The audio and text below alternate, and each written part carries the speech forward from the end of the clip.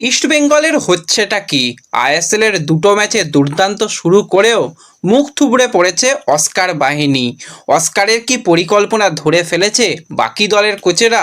মিগুয়েলকে বোতলবন্দি করলেই কি ইস্টবেঙ্গল আটকে যাচ্ছে, নাকি সমস্যা অন্য জায়গায় ইস্টবেঙ্গলের তৈরি হয়েছে? তো মূলত আলোচনা রয়েছে এই ভিডিওটা ইস্টবেঙ্গলকে নিয়ে, ইস্টবেঙ্গলের বিদেশি প্লেয়ারকে নিয়ে, অস্কারকে নিয়ে। ইস্টবেঙ্গল কি এখান থেকে কামব্যাক করতে পারবে, সেই সমাধান নিয়েও আলোচনা রয়েছে এই ভিডিওতে। ইন্টারেস্টিং ভিডিও হবে, পারলে সব ভিডিওটা দেখো, তাহলে ডিটেল আলোচনাটা তোমরা বুঝতে পারবে। স্কিপ করলে হয়তো বুঝতে অসুবিধা হতে পারে, তো যদি সময় থাকে একটু ভিডিওটা দেখে নিও, তাহলে পুরো ডিটেল আপডেট তোমরা এখানে পেয়ে যাবে। তো চলো আর দেরি না করে ভিডিও শুরু করা যাক। তো প্রথমেই যদি আমরা অস্কার ব্রুজনকে নিয়ে কথা বলি, তো এই সিজনে ইস্টবেঙ্গল কিন্তু নতুন করে স্বপ্ন দেখতে শুরু করেছে ভালো কিছু করার। কারণ আমরা দেখলাম সিজনের প্রথমেই ডুরান্ড কাপ হলো, সেখানে ইস্টবেঙ্গলের পারফরমেন্স নো ডাউট ভালো ছিল, কিন্তু ডায়মন্ড হারবারের কাছে গিয়ে তারা ম্যাচ হারে এবং সেখান থেকে বিদায় নিতে হয়। ফাইনাল খেলার স্বপ্নভঙ্গ হয় এবং ফাইনাল পর্যন্ত যেতে পারে না। সেখানে ইস্টবেঙ্গল টোটাল ডুরান্ড কাপে ম্যাচ খেলেছিল 5টা, তার মধ্যে কিন্তু ইস্টবেঙ্গল 4টে ম্যাচ জিতেছিল এবং সেখানে কিন্তু ইস্টবেঙ্গল ভালো পয়েন্ট এনেছিল। তারা কিন্তু 12 পয়েন্ট পেয়েছিল এবং সেখানে গোলও যথেষ্ট ইস্টবেঙ্গল ভালো করেছিল। ডুরান্ড কাপের পরবর্তী সময় আমরা দেখতে পেলাম যে ছোট করে এই বছর আইএফএ শিল্ড অনুষ্ঠিত হলো, কম সংখ্যক ম্যাচ, এবং ইস্টবেঙ্গল সেখানে কিন্তু গ্রুপ স্টেজের ম্যাচ তারপরই ফাইনাল ম্যাচ সেরকমভাবেই রাখা হয়েছিল। নামধারী শ্রীনিধির বিরুদ্ধে কিন্তু ইস্টবেঙ্গল দুটো ম্যাচই জেতে এবং সেখানে কিন্তু +6 গোল ডিফারেন্স নিয়ে ইস্টবেঙ্গল ফাইনালে পৌঁছায় এবং ফাইনাল ম্যাচটাও কিন্তু আমরা দেখতে পেলাম যে আইএফএ শিল্ডের ফাইনালে 1-1 গোলে ড্র হলো। পরবর্তী সময় সেই ম্যাচটা যায় পেনাল্টি শ্যুট আউটে এবং সেখানে ইস্টবেঙ্গল ম্যাচটা হারে। তো আইএফএ শিল্ডের পারফরমেন্স নিয়েও কথা বললে ইস্টবেঙ্গল টোটাল 3টে ম্যাচ খেলেছে, সেখানে 2টো ম্যাচ জিতেছে এবং যেহেতু ফাইনাল ম্যাচটা শেষ পর্যন্ত ইস্টবেঙ্গল ট্রফি হাতছাড়া করেছিল, পেনাল্টি শ্যুট আউটে হেরেছিল, সেই ম্যাচটা ইস্টবেঙ্গলের হারার লিস্টেই আমরা ধরছি। তো সেক্ষেত্রে ইস্টবেঙ্গল 3টে ম্যাচের মধ্যে 2টো জেতে, একটা ম্যাচ হেরে যায়।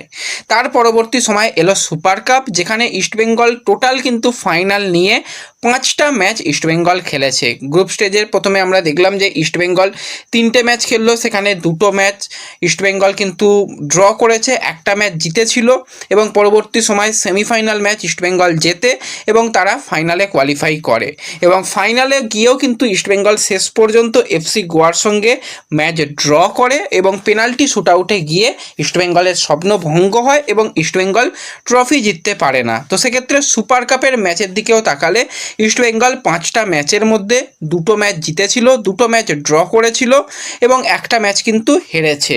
তো অস্কার ব্রুজন এখন পর্যন্ত এই সিজনে ইস্টবেঙ্গলকে টোটাল 17টা ম্যাচ খেলিয়েছে, যেখানে ইস্টবেঙ্গল কিন্তু 10টা ম্যাচে জিতেছে, 3টে ম্যাচ ইস্টবেঙ্গল ড্র করেছে এবং 4টে ম্যাচ কিন্তু ইস্টবেঙ্গল এই জায়গাতে হেরেছে। এবং আইএসএলের দিকে যদি আমরা তাকাই, তো আইএসএলেতেও কিন্তু ইস্টবেঙ্গল টোটাল 4টে ম্যাচ খেললো, 2টো ম্যাচ জিতেছে, একটা ড্র, একটা হার, সব মিলিয়ে যেটা পরিসংখ্যান বললাম 17 ম্যাচে 10টা ইস্টবেঙ্গলের জয়, 3টে ড্র এবং 4টে কিন্তু হার রয়েছে।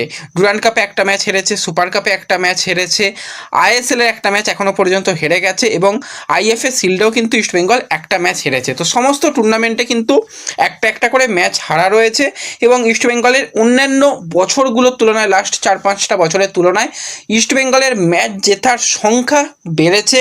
ম্যাচ ড্র করার আগে প্রচুর ম্যাচ ড্র করতো, সেই সংখ্যাও কিন্তু কমে এসেছে এবং ম্যাচ প্রচুর হারতো, সেই সংখ্যাও কিন্তু অনেকটা কমে এসেছে, যেটা কিন্তু ইস্টবেঙ্গলকে জয়ের পথে নিয়ে যাচ্ছে। তাহলে অস্কার কি খুব খারাপ কোচ হয়ে গেল? এই 17টা ম্যাচের দিকে তাকালে ইস্টবেঙ্গল তো 10টা ম্যাচ জিতেছে, 3টে ম্যাচ ড্র করেছে। হ্যাঁ, বড় ক্লাবের ট্রফি হচ্ছে আসল কথা, ট্রফি ইস্টবেঙ্গলকে অস্কার এনে দিতে পারেনি। আইএফএ শিল্ড বলো বা সুপার কাপ বলো, একদম ট্রফির কাছাকাছি গিয়ে ইস্টবেঙ্গল কিন্তু সেখান থেকে পিছিয়ে আসতে হয়েছিল। এবার এই বছরে আইএসএলটা কিন্তু অন্যান্য বছরের থেকে সম্পূর্ণ আলাদা।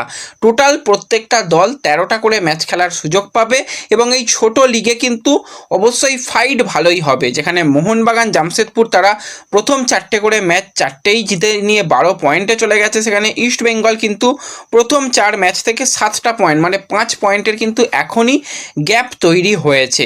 এবার ইস্টবেঙ্গল অবশ্যই পরবর্তী সময় কামব্যাক করতে পারে। তাহলে কি মোহনবাগান কি কোনো ম্যাচই হারবে না? না, সেরকমটা বলা যাবে না। ফুটবলে যে কোনো দিন যে কোনো সময় বড়সড় অঘটন ঘটতেই পারে। তো সেক্ষেত্রে এবারে চ্যাম্পিয়নশিপ রাউন্ড অন্তত 30 পয়েন্ট, 27 থেকে 30 পয়েন্ট বা ওই 31 পয়েন্টের মধ্যে গিয়েই হয়ে যাবে।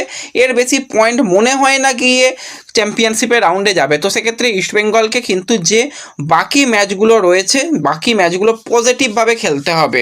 টোটাল ইস্টবেঙ্গল এখনও কিন্তু যে ম্যাচগুলো খেলবে সেখানে টোটাল ইস্টবেঙ্গল 9টা ম্যাচ পাবে। অন্তত 6টা থেকে 7টা ম্যাচ ইস্টবেঙ্গলকে জিততেই হবে। তো 7টা ম্যাচ জেতা মানে ইস্টবেঙ্গল কিন্তু চলে যাবে সেখানে 28 পয়েন্ট, এবং কয়েকটা ম্যাচ যদি ড্র করে সব মিলিয়ে ইস্টবেঙ্গল 30 পয়েন্ট পর্যন্ত পৌঁছানোর এখনও সুবর্ণ সুযোগ ইস্টবেঙ্গলের কাছে রয়েছে।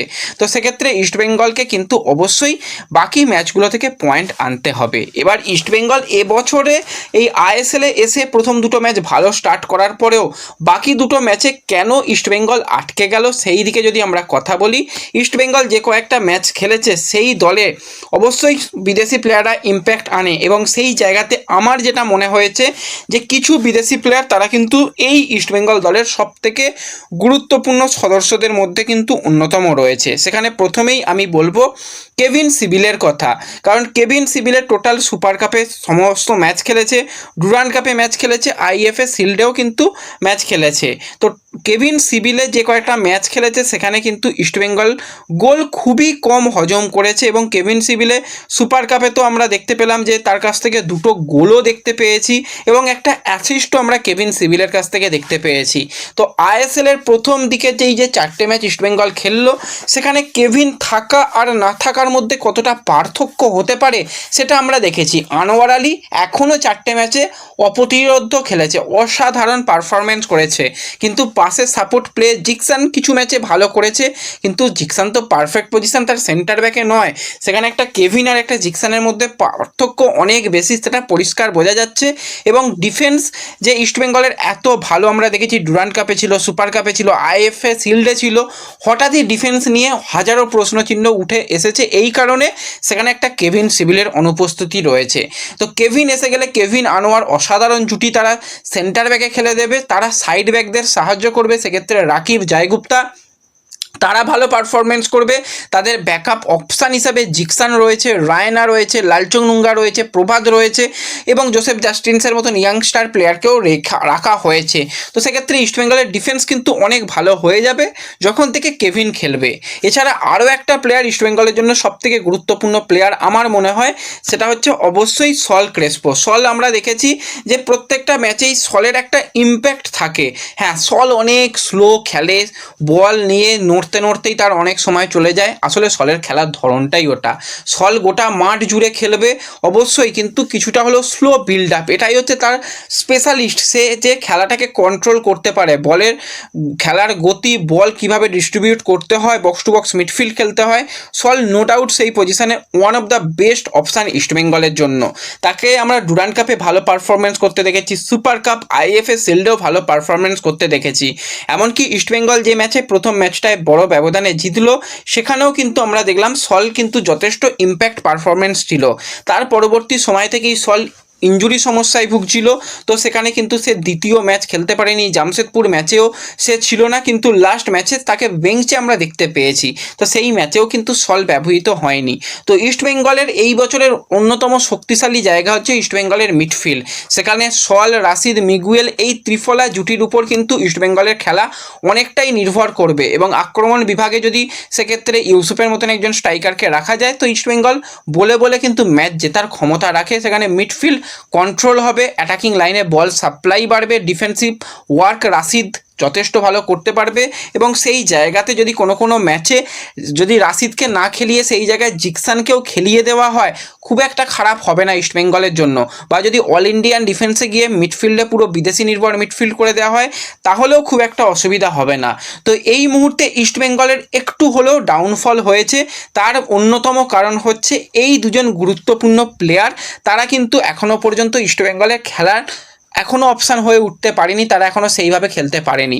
তো এই দুজন প্লেয়ার পুরোপুরি ম্যাচ ফিটের জায়গায় যত দ্রুত আসতে পারবে ততই সেটা ইস্ট বেঙ্গলের জন্য মঙ্গল। এবার অনেকে বলবে মিগুয়েলকে তো পুরোপুরি অপোনেন্ট দলের কোচেরা ধরে ফেলেছে, মিগুয়েল আর কিছু পারছে না, সে নড়াচড়া করতে পারছে না। মিগুয়েলের খেলাটা তো অপোনেন্ট দলের কোচেরা অবশ্যই সে তাকে নজরে রাখবে। তাহলে কি মিগুয়েল এখান থেকে বেরোতে পারবে না? পৃথিবীর বহু প্লেয়ার এই সমস্ত অবস্থা থেকে বেরিয়ে এসেছে এবং তারা তাদের ভালো পারফরমেন্স তুলে ধরেছে। হ্যাঁ, তাকে ম্যান মার্কিং খুব ভালোভাবে করা হচ্ছে, কিন্তু সে তো অ্যাটাকিং থার্ডে একা অপশান।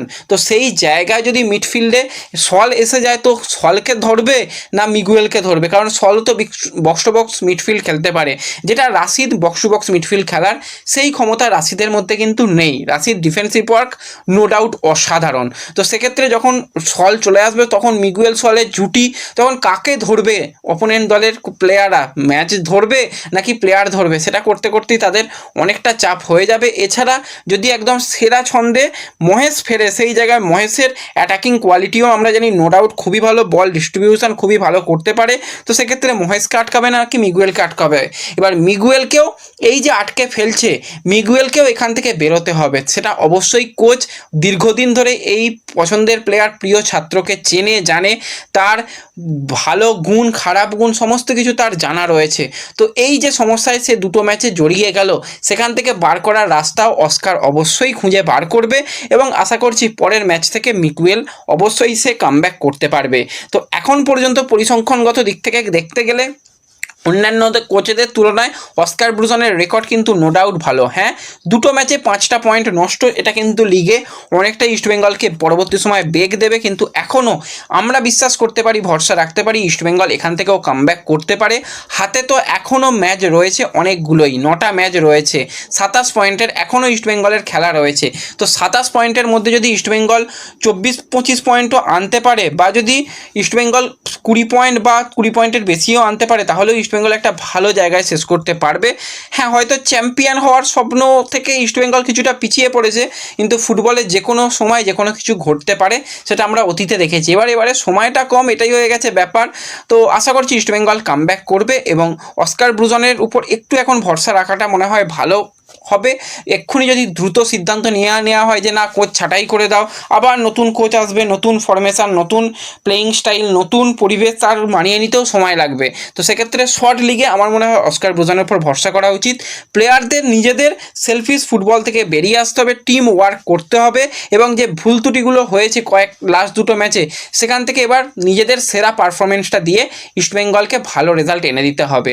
আশা করছি ইস্টবেঙ্গল এখান থেকে কামব্যাক করতে পারবে, নতুন পরিকল্পনায় অস্কার যেতে পারবে। সমস্ত অপশান হাতে এসে গেলে, 6 বিদেশি প্লেয়ার হাতে এসে গেলে কিন্তু সেখান থেকে ইস্টবেঙ্গল ভালো কিছু করতে পারে বলে আমি আশা করতে পারি। তো ডিটেল আলোচনা করলাম, দোষ গুণ ভুল ত্রুটি সমস্তটা নিয়েই।